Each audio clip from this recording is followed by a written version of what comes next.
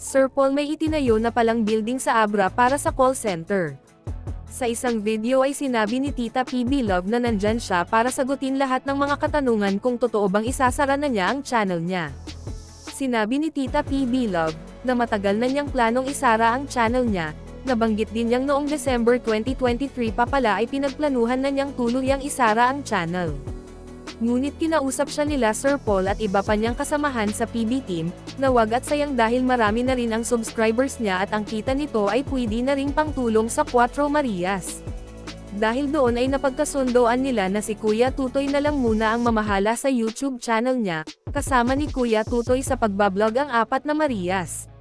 Sinabi din ni Tita PB Love, na gusto niya na 1 o 2 beses lang sa isang linggo pwede mag-vlog ang Cuatro Marias. Nabanggit din niya na ang kita sa vlog ay gagamitin nilang pangtulong sa pamilya ng Cuatro Marias. Sinabi pati ni Tita PB Love na balang araw ay babalik din siya sa pagbablog sa channel niya, dahil sa ngayon ay sobrang busy niya sa call center. Dagdag pa niya ay marami din silang business na mag-asawa doon sa Amerika, kaya wala na siyang oras para mag-vlog at pagod na siya. Pero sinisigurado niyang uuwi rin siya balang araw para pamahalaan ang channel niya at ang mga negosyo niya sa Pilipinas. Inulit ni Tita PB Love na sa ngayon si Kuya Tutoy at ang Cuatro Marias na muna ang mamahala sa channel pero dadaan pa rin ito sa pagsusuri niya. Nabanggit din ni Tita PB Love na mayroon siyang job fair ngayong darating na October 5 and 6. Inaanyayahan niya ang lahat ng taga-Abra na gustong magtrabaho para pumunta sa job fair para ma-interview at masagot lahat ang katanungan nila. Nabanggit din niyang may bootcamp pagkatapos ng job fair. Pinaliwanag din niya na ang call center niya ay isang healthcare call center. Nabanggit din ni Tita PB Love na paparating na si Sir Paul sa Abra. Sinabi din niya na pupunta si Sir Paul sa Abra para sa call center training at para mag-check.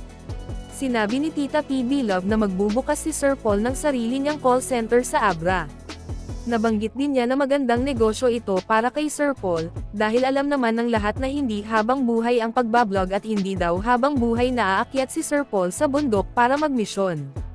Dagdag pati ni Tita PB Love na ang call center ay isa sa pinakamabilis umusad na negosyo sa Pilipinas.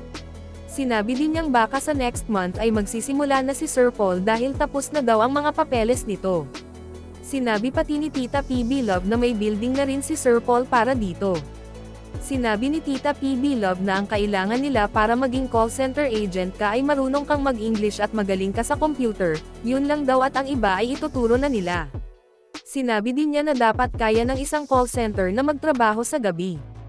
Sabi din ni Tita PB Love na napag-usapan nila Sir Paul na ang kinikita nila sa call center nila ay gagamitin nilang pangtulong sa community at sa iba pang tinutulungan nila. Dagdag pa niya na kailangan din nilang ng nurses, case manager at iba pa. Sinisigurado din ni Tita PB Love na maayos ang pasahod nila at makakatanggap lahat ng empleyado nila ng maayos na benepisyo. Sinabi din niya na kapag magaling ang performance nito ay malaki ang opportunity at makapagtrabaho ito abroad kasama nila. Nag-update din si Tita PB Love tungkol kay Irene, sinabi din niyang sa Huwebes ay kukuhan na si Irene ng NBI para sa abroad. Alam daw niyang hindi mahirapan si Irene dahil pamangkin daw niya ang director sa Abra. Sinagot din ni Tita PB Love ang mga nagtatanong kung ano ang gagawin ni Irene sa abroad. Sinabi niyang mag-aaral si Irene sa abroad. May kasama daw si Irene sa pagpunta at yun ay si Babot na siyang mag-aalaga kay Mamang. Binanggit pati ni Tita PB Love na goal talaga niyang matulungan si Irene at mabago ang buhay nito. Nakita daw niya lahat ang pinagdaanan ni Irene mula sa simula, at si Irene yung pinakaunang taga doon na tinulangan niya, kaya gayon na lang ang determinasyon niyang dalhin si Irene sa Amerika para mabago ang buhay at matulungan ang pamilya niya. At para sa more summary video ng Pugong Biyahero, huwag kalimotang mag-like and subscribe.